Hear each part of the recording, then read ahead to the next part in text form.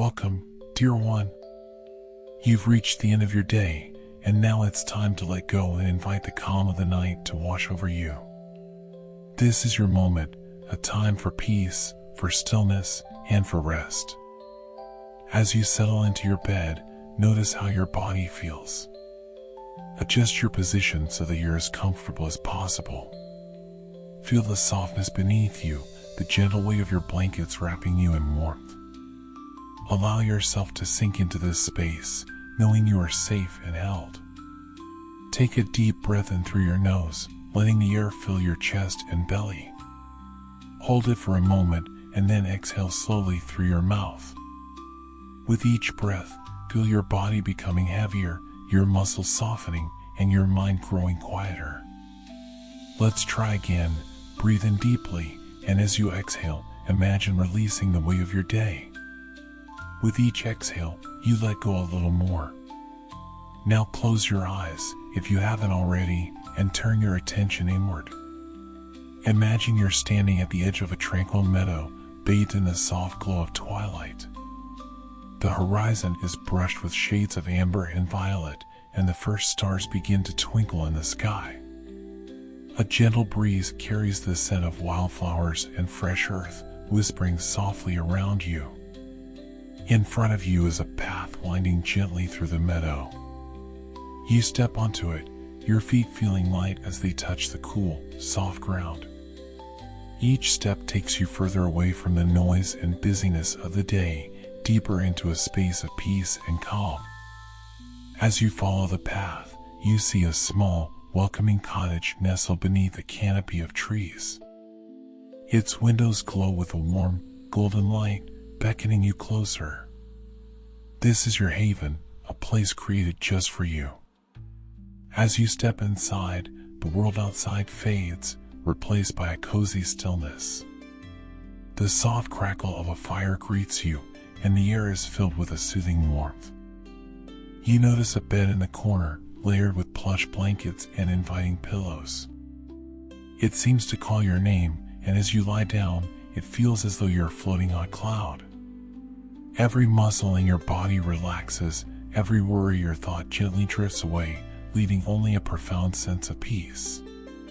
Here, in this sacred space, there's nothing you need to do and nowhere you need to be. The day is done, and you are free to simply be. Each breath draws you deeper into this serenity, and with each exhale, you sink further into rest.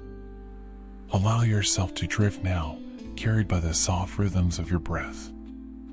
Imagine floating on calm, still waters, the gentle current guiding you effortlessly toward a peaceful sleep. You are safe. You are loved. You are completely at ease. Let go, dear one. Rest deeply. Sleep well. When you wake, the world will greet you anew, refreshed and ready to embrace another day. Good night. Chapter 1. The plane touched down with a gentle thud, and Alex stepped into the warm embrace of the Roman afternoon. The sun hung low in the sky, casting a golden glow over the ancient city. After months of relentless deadlines and endless meetings, the air here felt different, lighter, as if carrying whispers from another time. He adjusted his travel bag on his shoulder and inhaled deeply. This was the beginning of something he couldn't yet define but knew he desperately needed. The cab ride to Trastevere was a sensory overload, the perfect introduction to Rome's vibrant chaos. Scooters zipped past, their drivers weaving effortlessly through cars as pedestrians navigated narrow streets with the confidence of locals who had seen it all. The driver spoke animatedly, gesturing to landmarks and spouting anecdotes in a mixture of Italian and English. Alex smiled, nodding when he understood the gist and letting the rest wash over him like a melody. The boutique hotel was exactly what he had imagined, a modest, ivy-draped building nestled among cobblestone streets. A cheerful concierge greeted him, handing over a key attached to a brass tag worn smooth by years of handling. Alex ascended the narrow staircase to his room, where a small balcony offered a view of the bustling street below. Leaning against the wrought iron railing, he watched as life unfolded, a woman hanging laundry, children kicking a soccer ball, and the distant strains of an accordion adding an almost cinematic quality to the scene. Unpacking could wait. He grabbed his notebook and a pen, companions he never traveled without, and set out to explore the neighborhood. The cobblestones felt uneven beneath his sneakers, each step a reminder of the countless feet that had traversed this path before him. The streets were alive with aromas, fresh bread, garlic sizzling in olive oil, and the faint sweetness of gelato wafting from nearby stands. Alex wandered aimlessly, letting his curiosity lead. Trastevere's charm was immediate. Narrow alleys opened onto small piazzas, each with its own character. In one square, a group of elderly men argued passionately over a game of cards, their voices rising and falling in theatrical crescendos. In another, a street artist painted a vivid mural, capturing the essence of the neighborhood in bold, fluid strokes. Eventually, he found himself drawn to the faint strains of music. Following the sound, he arrived at a small church, its facade unassuming yet elegant. Inside, the dim light of flickering candles illuminated centuries-old frescoes, and a choir rehearsed a hymn that echoed off the stone walls. Alex sat on a worn wooden pew, letting the music wash over him. For the first time in months, he felt his shoulders relax. By the time he emerged, the sun was setting, painting the sky in hues of orange and pink. The Tiber River, visible at the end of a sloping street, gleamed like molten gold. As he walked toward it, he passed a lively trattoria where laughter and clinking glasses spilled onto the street. A waiter stood outside, charming passers-by into stopping for dinner. "Buonasera, signore," the man called out to Alex. "Hungry? We have the best cacio e pepe in all of Trastevere." The warmth in the waiter's voice and the savory aroma wafting from the restaurant were impossible to resist. Alex took a seat at a small table outside, where a flickering candle cast soft shadows on the cobblestones. He ordered the cacio e pepe and a glass of house red, savoring the anticipation as much as the eventual arrival of the meal. When it came, it was simplicity itself, pasta coated in a silky sauce of pecorino cheese and black pepper, each bite a revelation of flavor. As Alex ate, he couldn't help but eavesdrop on the conversations around him, snippets of Italian, English, French, and other languages mingling in a harmonious cacophony. At the table next to him, a young couple debated the best gelato shop in Rome, while farther down, an elderly man entertained his family with animated tales of the past. The night deepened, and the sounds of the city softened. Walking back to the hotel, Alex felt an unfamiliar lightness. His usual urgency, the need to plan every moment, had melted away. The ancient streets seemed to hum with quiet assurance. There was no need to rush, everything worth discovering would reveal itself in time. Back in his room, Alex opened his notebook. He wrote a single line before setting it aside. "Today, I met a city that remembers." The words felt true. Closing the notebook, he stepped onto the balcony one last time. Below, the streets were quieter now, the occasional laughter or distant echo of footsteps a gentle reminder of the life that pulsed through the eternal city. He lingered for a moment, letting the cool night air and the city's timeless rhythm lull him into a rare sense of peace. Finally, he drew the curtains and lay down, his body sinking into the bed. Sleep came quickly, carrying with it dreams of golden light and whispered stories. Chapter 2. The morning greeted Alex with soft light filtering through the lace curtains of his room. The city was stirring, its rhythm slower and more deliberate than the bustling energy he had felt upon arrival. After a quick shower, he made his way downstairs, where the hotel's breakfast spread was modest but inviting: fresh croissants, a selection of cheeses, and a pot of dark, fragrant coffee. He ate on the patio, savoring the warm air and the sound of birds mingling with the faint hum of the city. His plan for the day centered on one of Rome's most iconic landmarks, the Colosseum. A short tram ride brought him closer to the massive structure, its imposing silhouette rising against the clear sky. Even from a distance, it exuded an aura of strength and history, as if the stones themselves held the memories of an empire. As Alex approached, the hum of activity grew louder. Tour groups clustered near the entrance, cameras clicking in rapid succession, while vendors hawked souvenirs and guides offered their services with practiced enthusiasm. He paused, taking in the grandeur of the amphitheater. The sheer scale of it was overwhelming, its weathered arches and columns standing as a testament to Roman ingenuity. He opted for a guided tour, intrigued by the promise of stories hidden within the ruins. The guide, a charismatic woman named Francesca, gathered the group under a shady tree near the entrance. Her animated gestures and lilting accent immediately set the tone. "Welcome to the Colosseum," she began, her voice carrying easily over the noise of the crowd. Built nearly 2,000 years ago, it's a masterpiece of engineering and a symbol of Rome's enduring legacy. But more than that, it's a stage for human history, of glory and suffering, ambition and decadence. As Francesca led them through the entrance, Alex found himself swept up in her vivid descriptions. She painted pictures of roaring crowds, their cheers echoing through the stone corridors, and of gladiators preparing for battle, their fate uncertain.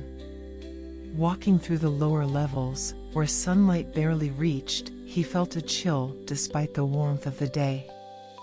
These tunnels had once housed wild animals and warriors, waiting for their moment in the arena above. "Imagine," Francesca said, her voice lowering to a conspiratorial whisper, "the emperor sitting in the best seat, his every whim catered to. Over there," she pointed to a section of crumbled stone, "sat the senators, and beyond them, the common citizens." It was a microcosm of Roman society, all here to witness the spectacle. Alex lingered as the group moved on, running his hand along the rough stone wall. The texture was cool and uneven, each groove and indentation a reminder of the countless hands that had touched it before his.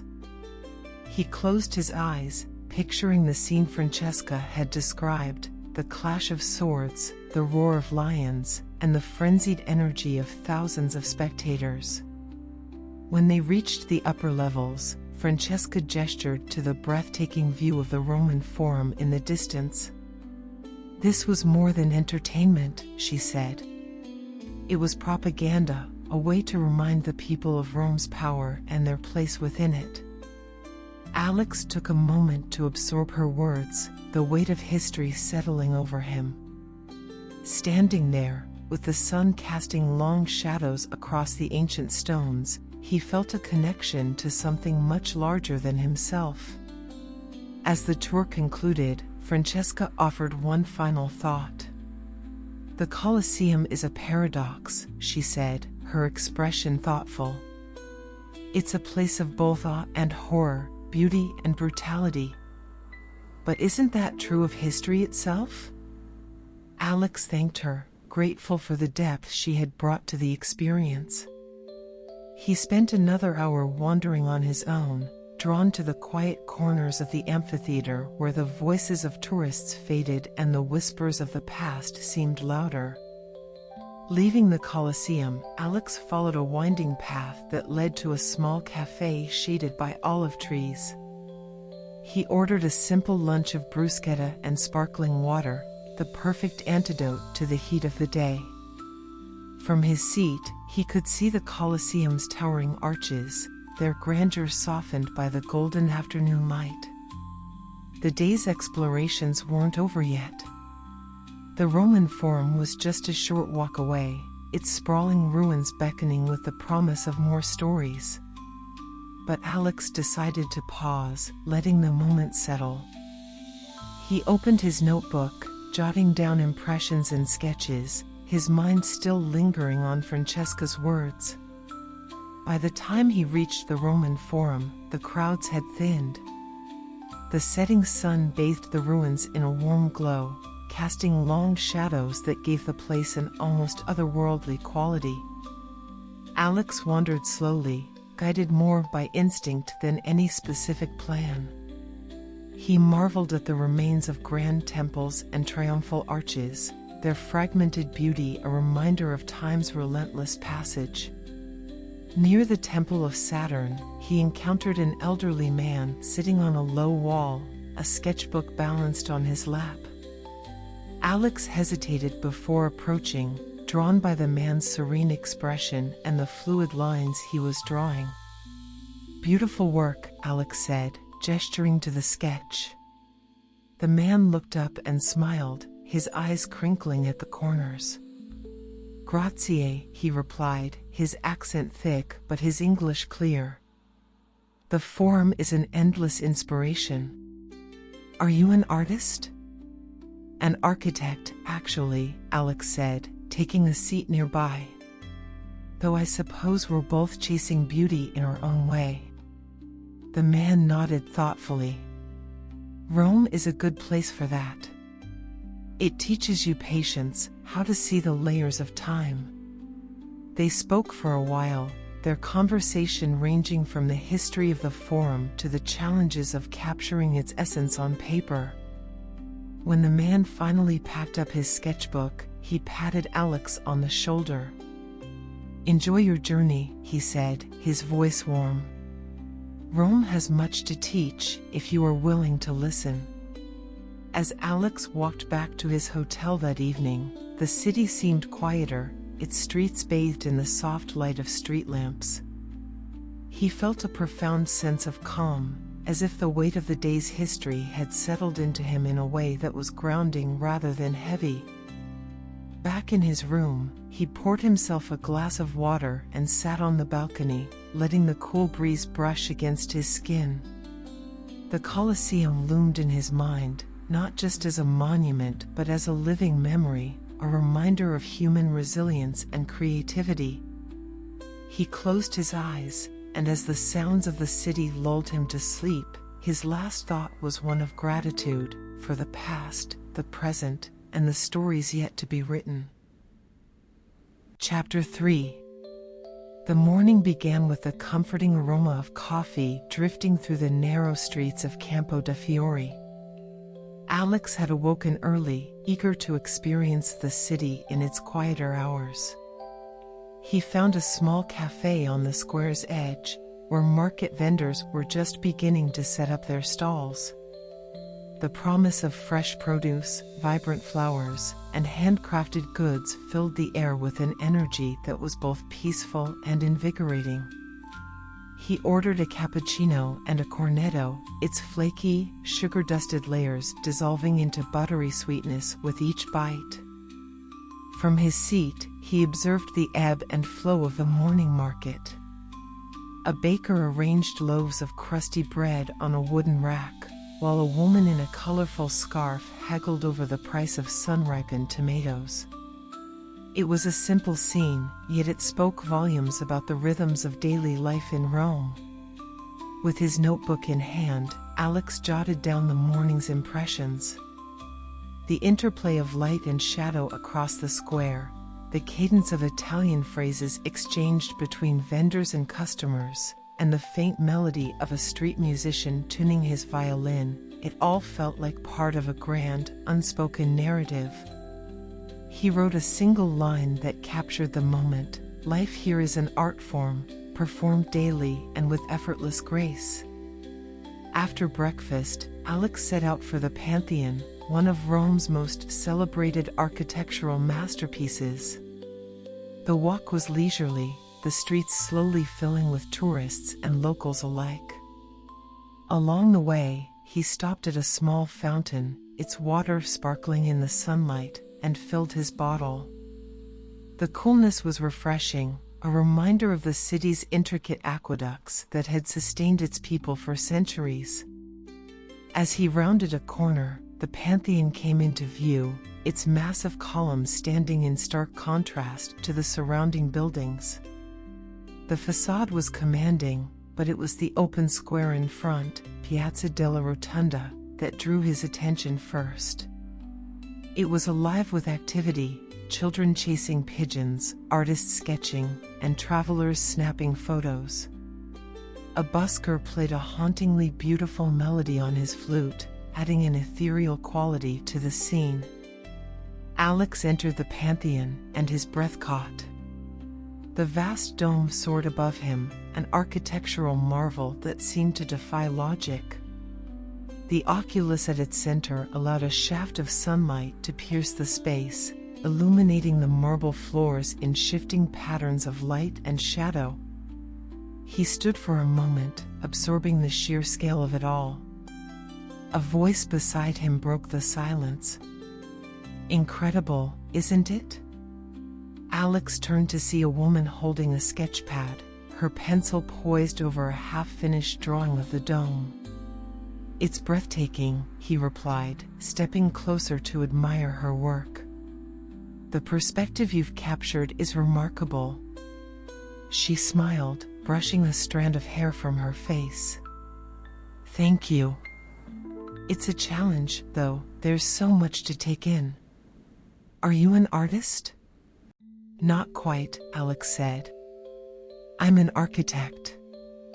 This place has been on my must-see list for years." Her eyes lit up.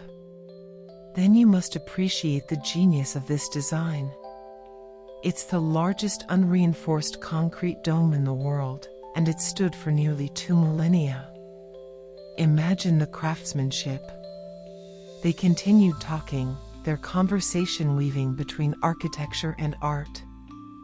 The woman, whose name was Sophia, shared her passion for capturing the soul of a place through her sketches, while Alex spoke of his admiration for structures that married function with beauty. As they parted ways, Sophia handed him a small card. "If you're ever in Monte, there's a cafe where I like to sketch. Stop by sometime." "I'll do that," Alex said, pocketing the card. He felt lighter as he left the Pantheon, the chance encounter a reminder of the serendipity that often came with travel. The day unfolded slowly.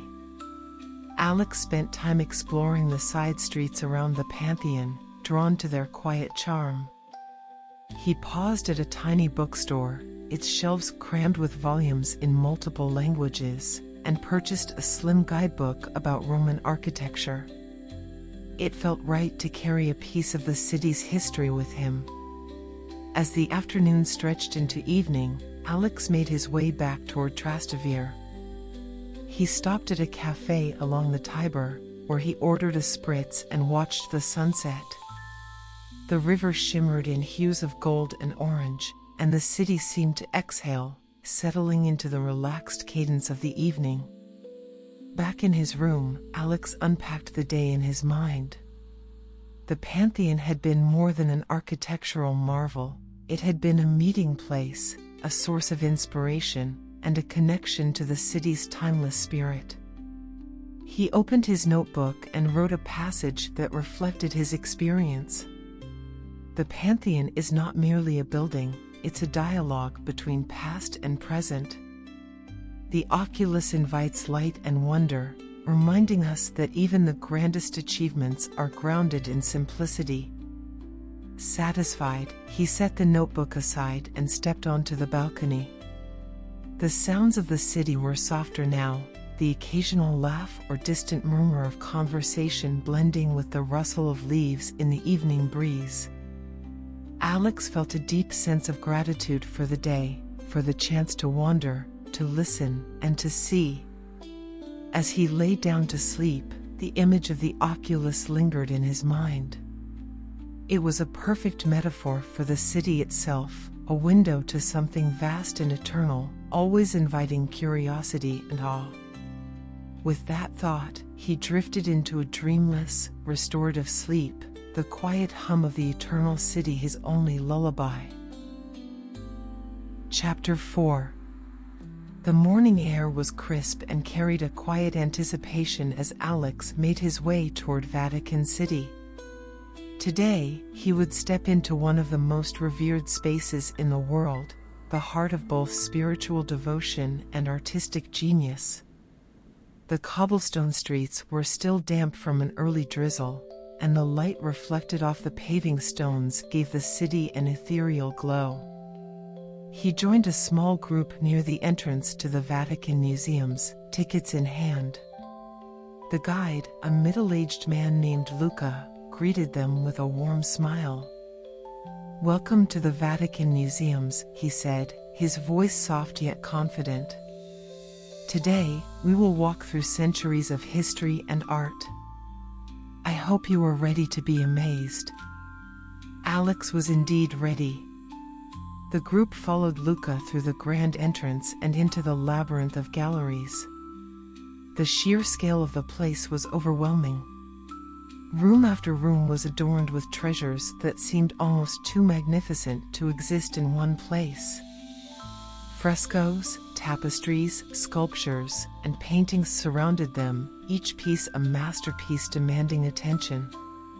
One gallery that particularly captivated Alex was the Gallery of Maps. The vibrant colors of the frescoes, paired with their incredible detail, made it feel as though he were walking through a living atlas.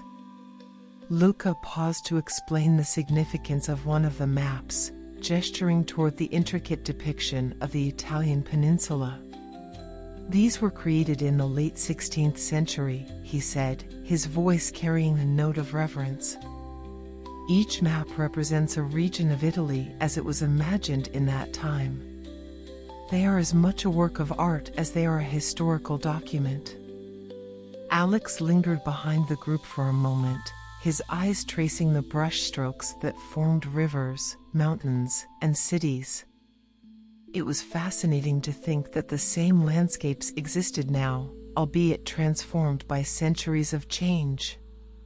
The group pressed on, and soon they entered the Raphael rooms. The grandeur of the frescoes was staggering. Luca pointed out the school of Athens, and Alex found himself drawn to its harmonious composition. He could almost hear the debates of the great philosophers depicted in the scene. The room had a palpable energy, as if the ideas it celebrated were still alive. But nothing could have prepared Alex for the Sistine Chapel. As the group stepped inside, the room fell into a respectful hush. The famous ceiling loomed above, an awe-inspiring expanse of color and movement. Michelangelo's scenes from Genesis unfolded across the curved surface, culminating in the creation of Adam, where God and Adam's fingers nearly touched. Alex craned his neck, trying to absorb every detail. Luca had explained earlier how Michelangelo had painted the ceiling while lying on scaffolding for years, enduring discomfort and frustration to create this masterpiece. Alex could almost feel the weight of that effort, the raw determination it must have taken to bring such a vision to life. He noticed a woman beside him wiping tears from her eyes. Turning slightly, he offered her a small smile. "It's overwhelming, isn't it?" She nodded, composing herself. "It's not just the beauty," she said softly. "It's the humanity of it. You can see Michelangelo's struggle, his genius, in every stroke. It's humbling." Her words resonated deeply with Alex. He felt the same humility, the same sense of being in the presence of something far greater than himself. They stood together for a few moments longer, lost in the masterpiece above. The tour concluded in St. Peter's Basilica. Its soaring dome and intricate details were as breathtaking as he had imagined. Alex paused by Michelangelo's Pieta, marveling at the way the artist had captured both grief and grace in the marble. The statue was a reminder of art's power to transcend time and touch the soul. As the group disbanded, Alex thanked Luca for the tour. "Your insights made all of this even more meaningful," he said. Luca smiled, his expression kind. "The art speaks for itself. I'm just here to help it tell its story." Leaving Vatican City, Alex felt both lighter and heavier. The experience had filled him with wonder, but it also carried the weight of history, of human effort and creativity that spanned centuries. He decided to take a detour through Prati, a quieter neighborhood near the Vatican. Its elegant streets and relaxed atmosphere offered a perfect counterpoint to the intensity of the morning. He found a small restaurant with tables set along the sidewalk and decided to stop for lunch. The menu was simple yet enticing, and he ordered saltimbocca alla romana, a dish of tender veal wrapped in prosciutto and sage, cooked to perfection. The first bite was a revelation, the flavors both delicate and robust. Paired with a crisp white wine, it was the perfect meal to ground him after such an overwhelming morning. As Alex lingered over his meal, he reflected on the day.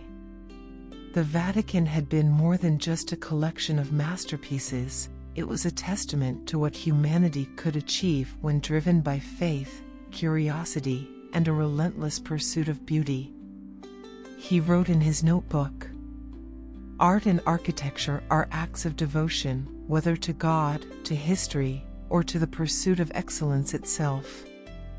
The Vatican is a temple to all three." The afternoon sun began to soften as Alex made his way back to Trastevere. He walked along the Tiber River, its gentle flow mirroring the calm he felt within.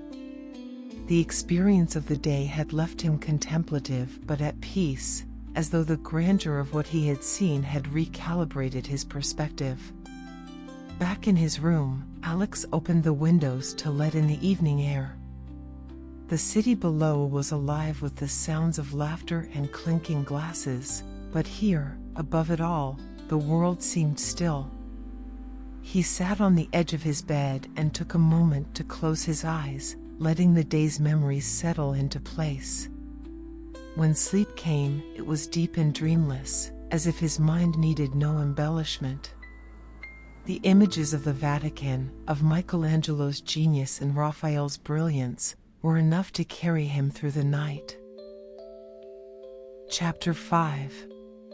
The city stirred gently as Alex stepped out into the morning air, the sunlight casting a warm glow over the cobblestones.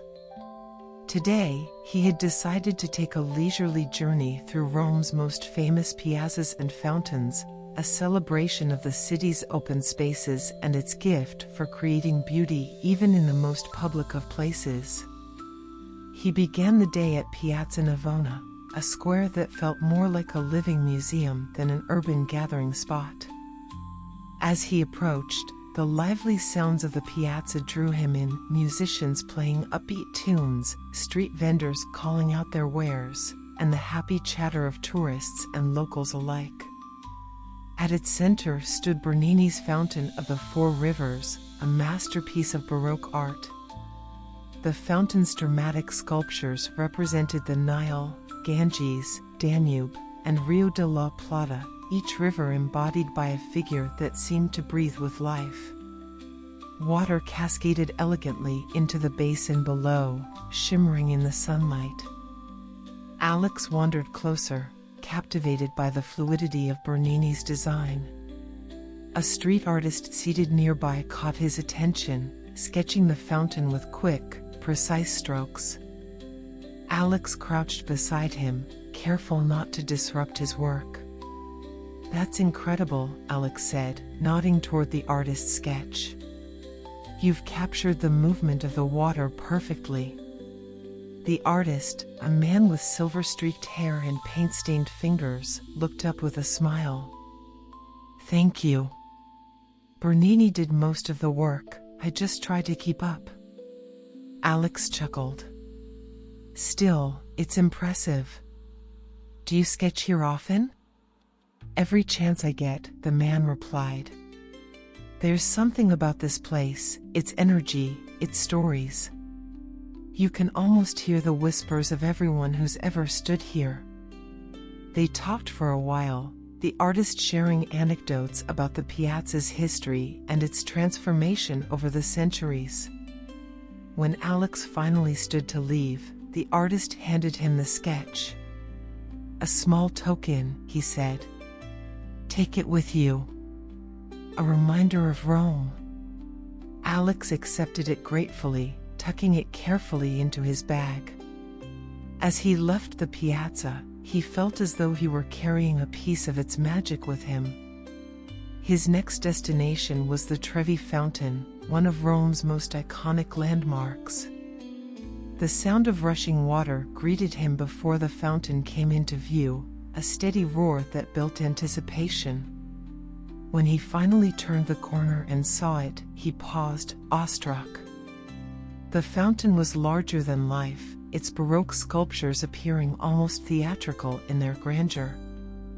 Crowds gathered around, snapping photos and tossing coins into the clear blue waters.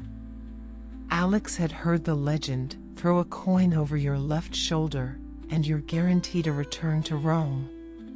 He smiled at the thought and joined the ritual, feeling a small thrill as the coin splashed into the fountain.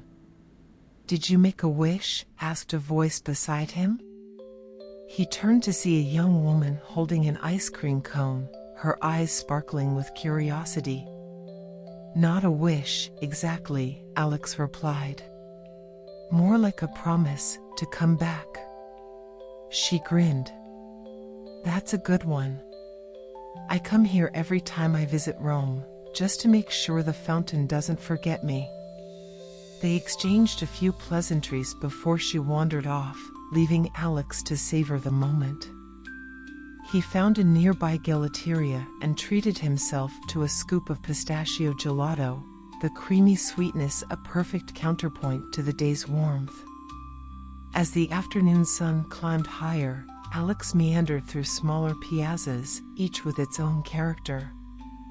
He marveled at the obelisk in Piazza del Popolo and stopped briefly at Campo de' Fiori, where the statue of Giordano Bruno stood as a solemn reminder of the square's darker history.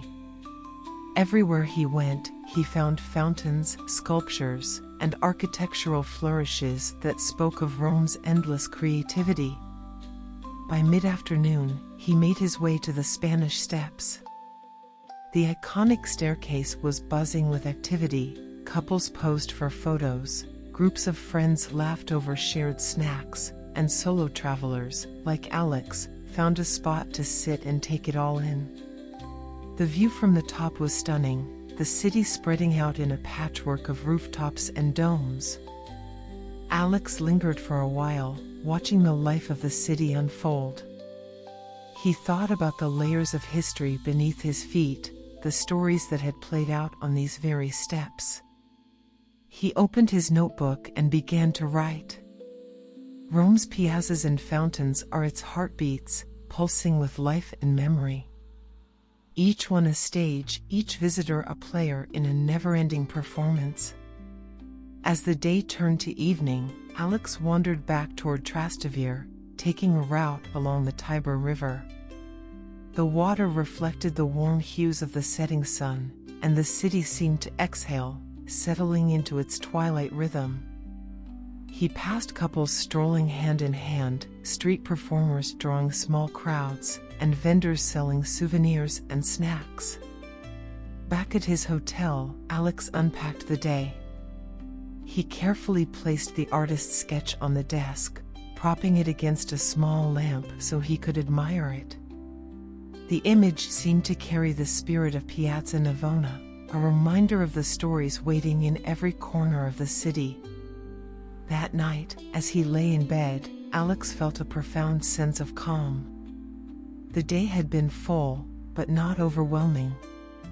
It had flowed like the fountains he had visited, a steady stream of discovery and connection.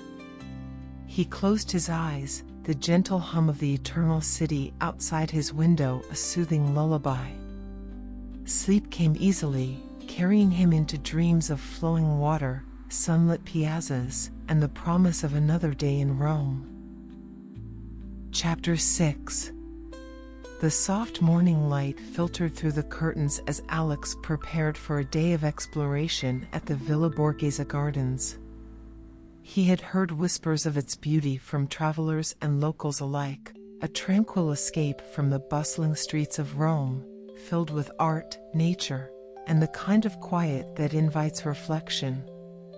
It seemed the perfect way to balance the grandeur of the city's monuments with something more serene. After a light breakfast at a cafe near his hotel, a warm pastry and a steaming cup of cappuccino, he hailed a cab to the gardens. The ride took him through streets that were already coming alive with the city's rhythm. Vendors were setting up their wares, and the scent of freshly baked bread wafted from a nearby bakery, mingling with the faint tang of citrus from market stalls.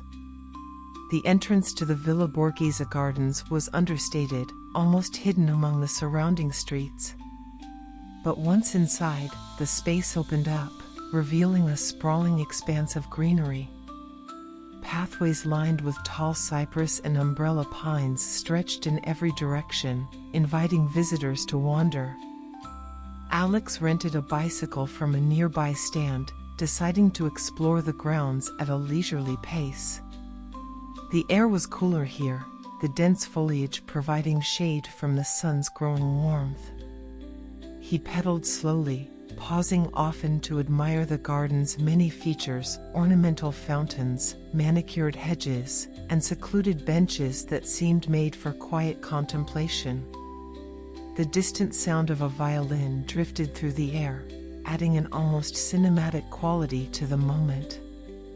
At the center of the gardens stood the Borghese Gallery, a grand villa-turned-museum that housed an impressive collection of art. Alex parked his bicycle and entered, the cool marble interiors a welcome respite from the summer heat. The gallery was quiet, the hushed whispers of other visitors blending with the faint echo of footsteps on polished floors. The artwork was breathtaking. Caravaggio's dramatic use of light and shadow seemed to leap from the canvas, while Raphael's delicate brushstrokes captured a softness that was almost ethereal. But it was Bernini's sculptures that truly captivated Alex. He stood transfixed before Apollo and Daphne, marveling at the way Bernini had transformed stone into something so fluid, so alive. The guidebook in Alex's hand offered a detailed description of the sculpture, but he found himself closing it, preferring to absorb the piece without distractions. The way Daphne's fingers transformed into delicate leaves, her expression caught in a moment of realization, was a testament to Bernini's genius. Alex felt a deep sense of admiration, not just for the art but for the artist's ability to capture emotion and movement so vividly. After leaving the gallery, Alex returned to the gardens, seeking out one of its quieter corners. He found a small fountain shaded by a canopy of trees, its gentle trickle of water creating a soothing backdrop. Sitting on a nearby bench, he opened his notebook and began to write. In a world that moves so quickly, art and nature remind us to pause, to breathe, to feel. Here, amidst the stillness, I am reminded of life's quieter beauty. His pen paused as he noticed an elderly man sitting on a nearby bench, feeding a flock of pigeons. The man caught Alex's gaze and offered a friendly nod. Encouraged, Alex walked over and sat beside him. "Beautiful day," Alex said, gesturing to the gardens. The man smiled. "Every day in Rome is beautiful, if you know where to look." His English was accented but clear, his voice warm and steady. They spoke for a while, the man sharing memories of growing up near the gardens. He told stories of childhood games played among the trees, of first loves confessed under the statues, and of long afternoons spent sketching the very scenes that surrounded them. "You're lucky to be here," the man said finally. "These gardens hold more than just beauty. They hold memories of people who've come here to dream, to heal, to find peace." Alex nodded, grateful for the encounter. It was a reminder of how spaces, no matter how grand or humble, were made meaningful by the lives they touched. As the sun began its slow descent, Alex returned the bicycle and made his way to the park's edge, where he found a cafe nestled among the trees. He ordered a plate of amatriciana, savoring the rich flavors of tomato, guanciale, and pecorino cheese. The meal was simple yet perfect, each bite a testament to Rome's ability to elevate even the most humble ingredients. After dinner, Alex strolled through the gardens one last time. The light had shifted, casting long shadows that gave the space a dreamy quality. He stopped at a pond where rowboats floated lazily on the water, their ripples creating patterns that danced with the fading sunlight. As he walked back toward the exit, a sense of calm settled over him. The day had been a gift, a chance to connect with art, nature, and the quiet corners of his own thoughts. He returned to his hotel, the streets of Trastevere now alive with the energy of evening. Musicians played in the piazzas, and the smell of roasting chestnuts filled the air. Back in his room, Alex placed the guidebook and his notes on the desk, then stepped onto the balcony to take in the night. The gardens felt like a distant memory already, their tranquility lingering like an echo. He closed his eyes, the cool breeze carrying him toward sleep. The gentle rhythm of the day, like the trickle of the fountain he had found, stayed with him as he drifted off, a reminder that sometimes the greatest beauty lies in stillness. Chapter 7. The morning brought a gentle warmth to the air, accompanied by the quiet anticipation of a new adventure. Alex had planned something special for today, a journey along the Appian Way, one of the oldest roads in Rome, stretching back to 312 BCE. This ancient path had witnessed centuries of history, from Roman triumphs to the steady tread of travelers seeking something beyond the horizon. He left Trastevere early, catching a tram that took him closer to the outskirts of the city. From there, it was a short walk to the beginning of the Appian Way. The transition from the bustling urban streets to the tranquil expanse of the ancient road was almost surreal. Lined with towering cypress trees and dotted with ruins, the path seemed to whisper its stories with every step. Alex rented a bicycle from a small kiosk near the entrance, its creaky frame lending an old-world charm to the experience. As he pedaled along the cobblestones, he felt the weight of history beneath his wheels. The road was flanked by ancient tombs, aqueducts, and crumbling ruins that spoke of Rome's glory days. It was easy to imagine merchants and soldiers traversing this very path, their lives woven into the fabric of the empire. His first stop was the catacombs of San Sebastiano, a labyrinthine network of underground burial chambers. He joined a small group tour, led by a soft-spoken guide who carried a lantern to light their way. The air grew cooler as they descended, the flickering light casting eerie shadows on the walls. These catacombs, the guide explained, were used by early Christians as places of burial and worship. They were a sanctuary, but also a testament to resilience during times of persecution. As Alex walked through the narrow passages, lined with ancient niches that once held the remains of the faithful, he felt a profound sense of connection. The silence was heavy but not oppressive. It carried a sense of reverence, as if the walls themselves were guardians of the stories held within. Emerging back into the sunlight, Alex continued along the Appian Way, stopping periodically to admire the scenery. The road opened up to pastoral landscapes, where fields of wildflowers swayed gently in the breeze. He found a quiet spot beneath an olive tree and paused to rest, unpacking a small snack he had brought, a piece of crusty bread, some cheese, and a handful of fresh figs. As he ate, a family passed by on bicycles, their laughter carrying on the wind. The sight filled him with a quiet joy. It was a reminder that the road, despite its ancient origins, was still alive with the stories of those who walked it today. Farther along the path, Alex reached the ruins of a Roman aqueduct. The massive structure stretched across the landscape, its arches framing the sky like a painting. He stood in awe, imagining the ingenuity and effort it had taken to construct something so monumental. The aqueduct was a reminder of how the Romans had shaped their world, not just with power, but with innovation and vision. As he explored the area, he met an older woman sitting on a low stone wall, sketching the ruins.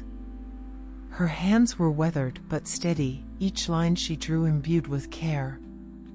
"It's beautiful, isn't it?" she said, glancing up at Alex. "It's incredible," he replied. "I can't get over how something so ancient can still feel so alive." The woman smiled. "That's the magic of Rome. It never truly leaves you." They spoke for a while, sharing their impressions of the Appian Way. She told him about her travels, the places she had sketched, and how this road always brought her back to a sense of peace. Before they parted, she handed him a small sketch of the aqueduct, her gift to a fellow traveler. The afternoon stretched on, the sun dipping lower in the sky. Alex decided to turn back, the golden light casting long shadows over the road. He pedaled slowly, savoring every moment, the rhythm of the cobblestones beneath his wheels matching the steady beat of his thoughts. As he returned the bicycle, he felt a deep sense of fulfillment. The Appian Way had been more than just a walk through history. It had been a journey inward, a chance to reflect on the passage of time and the endurance of the human spirit. Back in Trastevere, Alex treated himself to dinner at a small trattoria he had passed earlier in the week. The cozy interior was filled with the scent of roasted garlic and fresh herbs. He ordered carciofi alla romana, Roman-style artichokes cooked with olive oil, garlic, and mint. The flavors were earthy and comforting, a perfect end to the day. As he walked back to his hotel, the streets were quieter than usual. The sound of his footsteps echoed softly, blending with the occasional murmur of voices and the distant hum of a Vespa. The Appian Way lingered in his mind, its ancient stones a reminder of the journey he was on, not just through Rome, but through life itself. In his room, Alex placed the sketch of the aqueduct on the desk beside the one he had received in Piazza Navona. Together, they felt like pieces of a larger story, fragments of the city's soul that he was slowly piecing together. That night, as he lay in bed, the image of the aqueduct filled his thoughts. Its arches, standing firm against the passage of time, seemed to whisper a quiet truth, that even in the face of change, there are things that endure. With that comforting thought, Alex drifted into a deep and peaceful sleep, the timeless rhythm of the Appian Way guiding him into the night. Chapter 8. The first rays of morning sunlight stretched over the rooftops of Trastevere, painting the city in hues of gold and soft pink. Alex stood on his balcony, a cup of espresso in hand, watching as the eternal city began to wake. Today was his last day in Rome, and the thought brought a bittersweet ache to his chest. There was so much he had seen, and yet, as he looked out at the maze of cobblestone streets, he knew there was so much more to discover. He packed his belongings slowly, savoring the ritual. Each item seemed infused with the memories of his journey, the sketches gifted by strangers, the guidebook filled with his notes, and the smooth stones he'd picked up from the Appian Way. It all felt like a part of him now, a collection of fragments that would keep Rome alive in his mind long after he had left. Before heading to the airport, Alex decided to spend his final hours revisiting Campo de' Fiori. The market was already in full swing when he arrived, its vibrant energy pulling him into the flow of the morning. Vendors called out their offerings, bright red tomatoes, fragrant basil, and baskets of ripe peaches. The air was rich with the aroma of fresh bread and the sharp tang of citrus. He stopped at a stall where an elderly woman sold handmade scarves. She greeted him with a warm smile, her hands deftly arranging the colorful fabrics on display. "You've been here before, no?" she asked, her voice carrying the sing-song lilt of her accent. Alex smiled. "Yes, a few days ago. I couldn't resist coming back." "Good," she said, nodding approvingly. Campo de' Fiori always calls people back. He purchased a deep blue scarf, its soft texture reminding him of the twilight skies he had admired over the Tiber. As he paid, the woman leaned in slightly, her expression kind. "Take this with you," she said, handing him a small sprig of rosemary wrapped in twine. "For remembrance. So you'll carry the spirit of Rome with you."